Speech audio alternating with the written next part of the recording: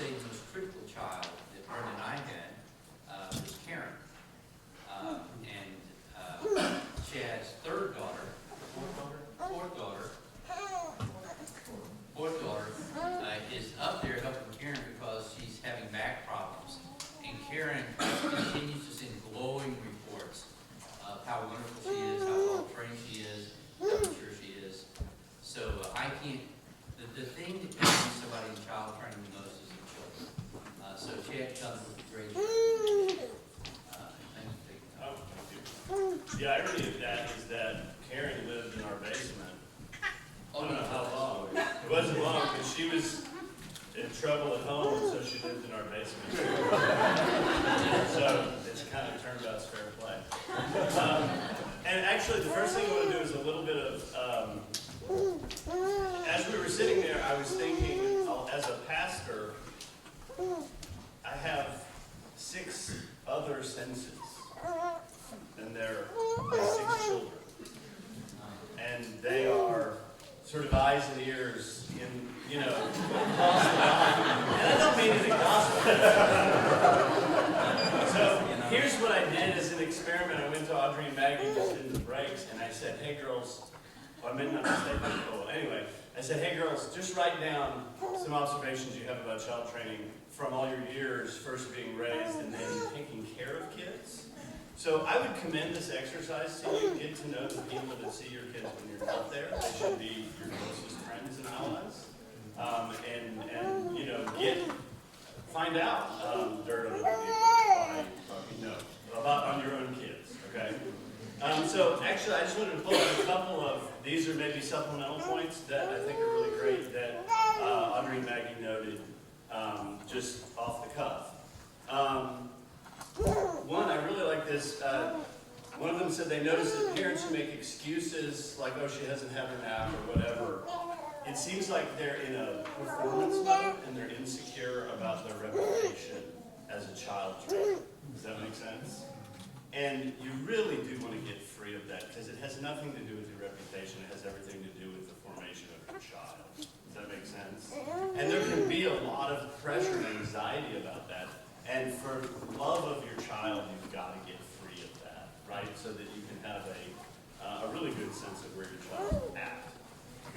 Another one, kids whose parents are most flexible with their schedule because their schedule is oriented around the church, turn out with kids who are far more flexible for the kingdom. Does that make sense? A lot of times if your life is sort of structured around hobbies or things like that, those kids grow up and it's very hard for them to kind of get in behind the vision and support it. So that flexibility. And then I really like this one, and this is a very important one. The more actively engaged fathers are in training, the more seriously kids take their moms. And I would just say generally, just to reiterate this point, child training is not women's work.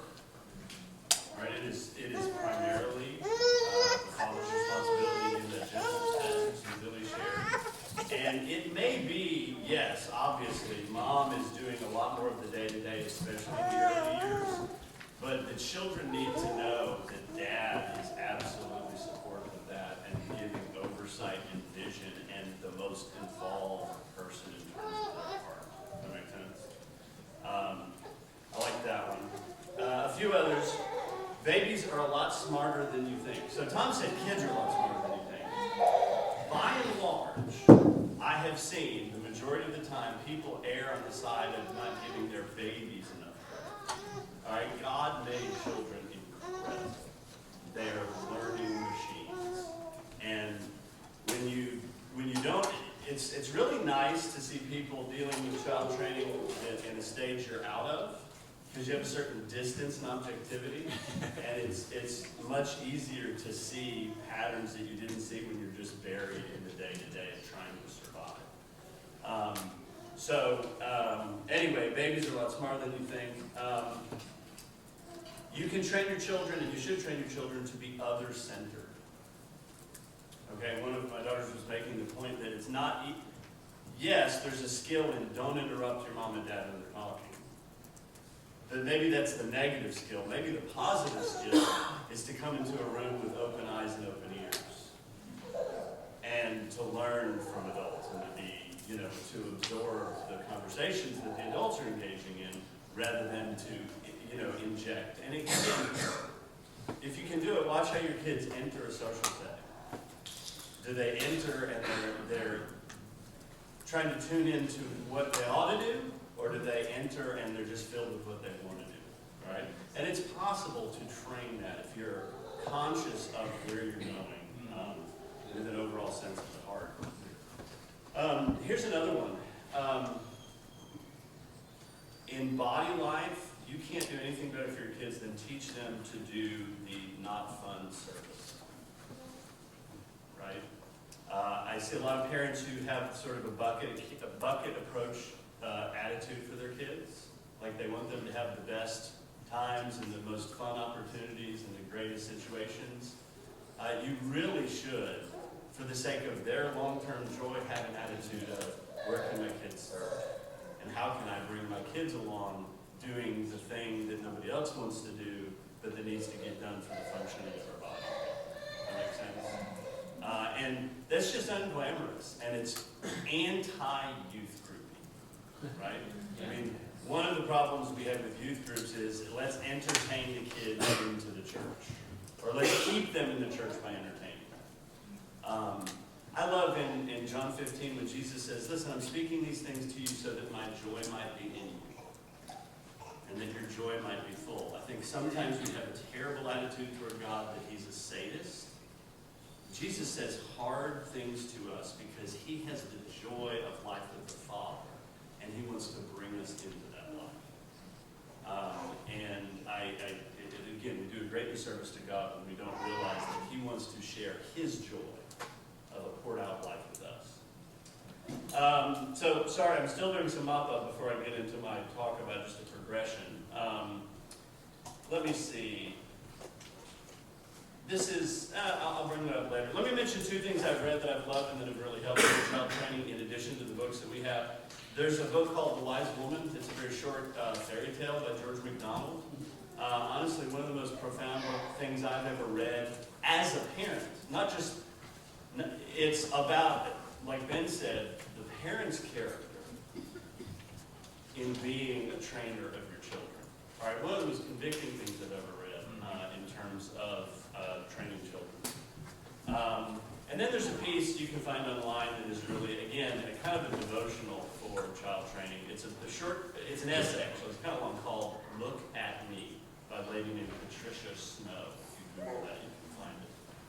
Highly recommended. Again, it's kind of a devotional for, again, child training is about God training us, right? When you are trying to get your child's attention and ultimately their heart, it should give you flashbacks to God trying to get your heart and to get your attention, right? Child training is a gift that God gives us to help us mature as well as his children. Okay, so let me go ahead and just talk about this idea of the progression of children. And I would like to introduce it by going back to those passages in Genesis 18, that raising children is an apprenticeship in your way of life. All right? It is an apprenticeship in your way of life. What God said of Abraham was that, listen, I want Abraham to be, on the council of what we're doing in the earth, because he's going to pass on this whole way of life to his children.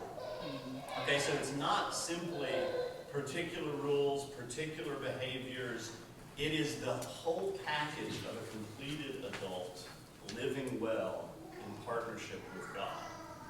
And so when you think in terms of apprenticeship, I think that's very important. We don't have apprenticeship anymore. Anybody in here do an apprenticeship? Like a technical apprenticeship? There's a handful of things still out there. But just remember that apprenticeship is kind of a long-term process. I understand in various trades it can go from 4 to 8 years. It is a long-term process of working with somebody who's a master at something until they can say, you're done. All right? And in many ways, I think we need to understand parenting as apprenticeship in kingdom living. right? And so it begins with the notion that I'm like Abraham, or that's what I need to be, right? That I'm somebody who has enrolled on the great adventure of partnering with God in fixing what's wrong with the world, right? So you have to start there. I think it is very difficult to talk about trial training. There's plenty of techniques, there's plenty of books, but if the overall orientation of your heart and life is not as a disciple of Jesus, then it's just techniques. It's just behavior manipulation. Does that make sense? It's not who you are and passing on who you are to your children. Let me give you 4 sort of stages of the progression of children. I mean, you could do 8. There's people do it in different ways. The important point is to recognize that there are stages, and that you want to relate to those stages. You can go through the Bible. One of my favorites is when Isaac is weaned. In the ancient world, when there was a weaning, they had a celebration because that was a milestone. It's not like kindergarten graduation exactly, right? But the end of weaning means the child is now more turned out toward the world, right? More turned out towards others. One of my favorite psalms is Psalm 131. It says, "My soul is like a weaned child." In other words, I'm not stridently needing God always to meet my needs immediately. Now I can begin to look at what God's doing and join him in what he's doing instead of just relating to him to get my needs met. So the first stage is, and again, don't take these breaks to the bank. It's a rough thing. Every child is different. But 1 to 7, I think you need to think in terms of control, like we've touched on at several points. From the ages of 1 to 7, you determine almost everything about your child's life. And that's a good thing. Okay? They need, as Tom said, they need that structure. They need those limits. No is a gracious word. All right? It's a loving word. And they need to be able to peacefully receive no, because it is a very important structure in their early days. Remember, in Israel's childhood, no is one of the primary things they heard. Think about the 10 Commandments. Almost all of them have a no. Don't do this. Okay, this is a limit. Now, it's not because God is entirely negative. It's just because those are the outer limits, right? And he wants to take them further into a deeper thing. But no is a very gracious word, and you've got to give your kids a lot of grace, right? Because they need to be able to hear no so that they can say no to themselves as time goes by, and so that they can say yes to God more and more. I just want to reiterate what Tom said. In this stage, never make excuses for disobedience. Don't do it. Right? Never make excuses primarily in your own head. Right? If you can clearly identify disobedience, be consistent in carrying out some kind of consequence for that. And I would say, in this stage of child training, the most difficult thing is seeing when you're not consistent and being consistent. Okay, I can't tell you, and this is going to be a supplemental point later on, I can't tell you how important it is to have others who are willing to tell you, Chad, did you notice you just told them to do that 3 times? Okay, you've got to have friends that will do that. Yep. And the only way to get it is to repeatedly beg them to do it, unless it's Billy, he'll do it. Does that make sense? People don't want to volunteer that, okay? But it is so important. Often husband and wife can help one another, right? Often the husband notices when the wife is inconsistent because she's been there all day trying to wage that war. But again, you need other people to help you see that.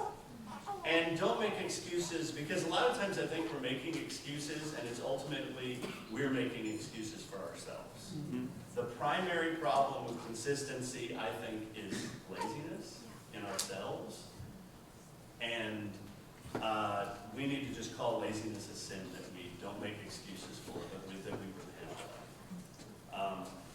I was thinking there were plenty of times early on in our child training that we determined if we're out grocery shopping and there is disobedience, we're going to get in the car and go home and deal with it.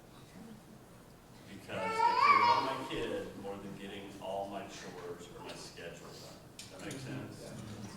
And I'm totally glad we did that. It is totally worth it, okay?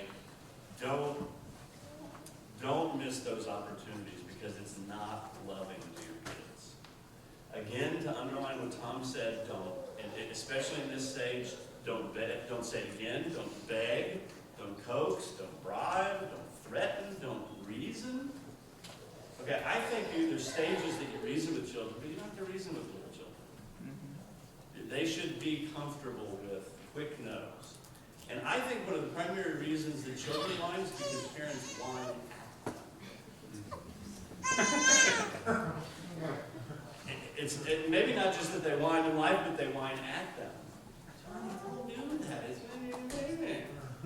right? They learn from our behavior, to reiterate Ben's point. This is when they learn respect. This is when they learn the yes ma'ams and the thank yous and highs and all those things that initially can be just mere outward behaviors, but they can eventually sink into the heart. All right? And it's important that they learn those words. Those words are practice for a heart that reflects those words. In my experience, corporal punishment is most useful and necessary at this stage. All right? That's been my experience pretty consistently. I felt like if I was consistent and faithful at this stage, corporal punishment usually didn't need to come up later. And you just need to think of all the components of your child's life. There's emotions, there's physical pain. Pain is a gift God gives us to help train us. All right? And that is why, again, I think it is most useful at this point. The reason is not developed as much at this point. The other thing I would say about this is children have a spider sense for whether you mean it.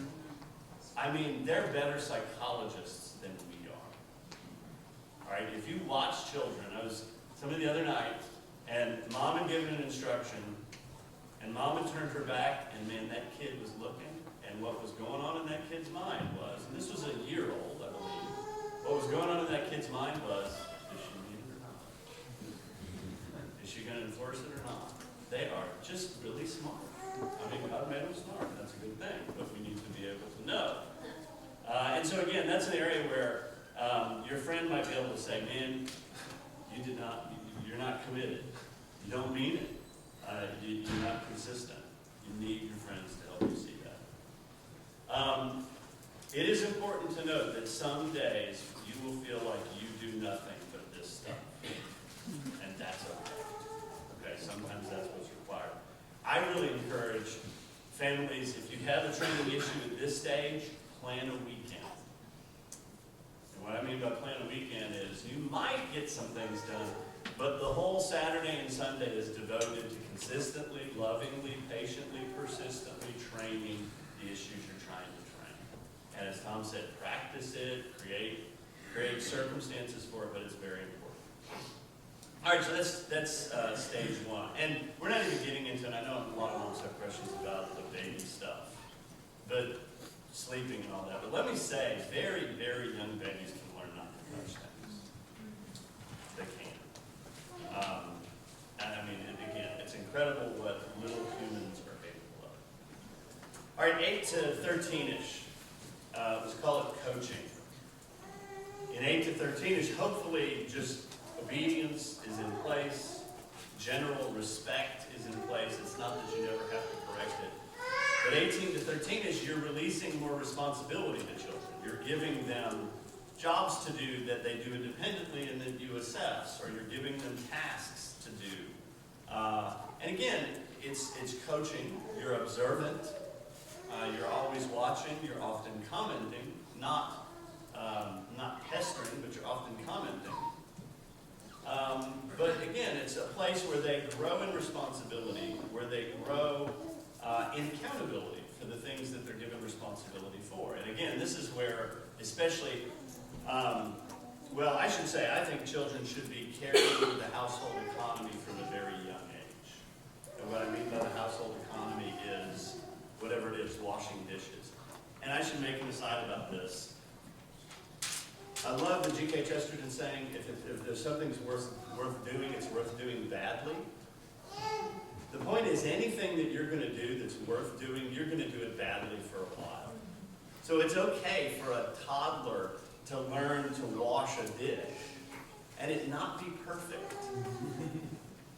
If in 2 years they know they're a part of a team and they operate as a team in the family and they have responsibilities in the household, right? So I think it's very important to include them in on the economy. Everybody know what I mean by the economy? The house runs and people have to do things to make it run, and they need to learn it's not just mom and dad, or not just mom, that makes it happen. But again, this is where in this 8 to 13-ish, where there's a lot more freedom given and tasks given to them that they're capable of doing. And again, we should always be careful how we praise and what we praise in our kids. Praise real accomplishments. What I mean by real accomplishments is they have maybe overcome a tendency in themselves, or maybe learned a skill through persistence. I think it's a bad idea to praise things like intelligence, because then they're trying to maintain the reputation of intelligence. You praise things where they've really accomplished something, where they've really conquered something, where they've really grown in something, where they've really done a decent job in something. Don't praise them for things that they didn't really accomplish, right? They know, right? They know that that's not a real accomplishment. 13 to 18. This is the conflict stage. This is what I would put under the category of counseling. This is what I would put under the category of lots of long talks. And I feel like this was that stage in all of our kids. 13 to 18, they are beginning to notice your flaws, and you have them. And they're beginning to be able to argue with you well. And if they go to Mars Hill, they learn logic, and that would be really irritating. And this is where, quite frankly, control, you don't want to control as much anymore, right? For me, the book of the Bible that best captures this phase is the book of Proverbs. And if you read the book of Proverbs, particularly the first 9 chapters, the tone is an appeal to the will of the child. Because listen, by the time a child gets to about 15, they know they're close to total freedom. And I'm telling you, I've seen the look in kids' eyes. I've seen it in their hearts, where they get to that age, and if their parents, if they get to that age and they're like, soon I'm going to be free and I'm going to do whatever I want. Does that make sense? And this is the age where you want to constantly be trying to appeal to the heart of the child is their will. And what you want is for them to, you hope for them to freely choose the things that you have freely chosen in God. And this is where, for me, with my kids, and obviously I'm not done with all of them, it just involves long conversations about what's really going on. And different kids are different. Some are very, very open to talk, and others you have to really persist in getting a hold of finding out where their heart is and talking with them about it. Conflict is inevitable. And I should say, in this stage, it is often a sign of success. Right? Don't think it's a sign of problems necessarily. It's a sign of their maturity. But at this stage, again, you want to be able to appeal to your lifestyle, and you want to be able to try to get to their heart. I remember at this stage, I never felt helpful. I've never asked Matt. But Billy would bring Matt over when Billy and Matt were fighting. And I would try to weigh in. I just think there's a lot of that in this stage in the kids. And again, I think when, as kids grow up, one day they realize, and it varies, it may be 16, it may be 20, but one day they realize, wait a minute, this was my parents' faith. Now what? And if you can be aware of that process and curate that process and know that you are releasing them more and more to God's Father, I think it is very important to be tuned into that. Obviously, this does not mean at this stage you can give them freedom to sin. I don't mean that. But you are giving your children more and more freedom the older they get. begin to see what they do with that freedom. And if they don't do well, then again, this is the time of appeal. And then adulthood. And again, I've seen adulthood vary in terms of when kids are really responsible adults. And I think that this stage, again, I don't have that many that are in this stage, but when I look around, I feel like at this stage, you're often more like a peer in the body, right? They become, I mean, they're an adult. They're a fellow responsible member of the body. You're still their parent in some sense. But I think a lot of parents get to the late teen stages and they're trying to control. It's too late at that stage. And when they get to full adulthood, I think some of the hardest things for parents is really releasing them to the consequences of their choices that they make as adults. It's very difficult, but then God says, "Oh, my child, now you're beginning to know what it's like for me to be a father of the human race." Because that's precisely what I've done in setting up human history. It's letting my children have free will.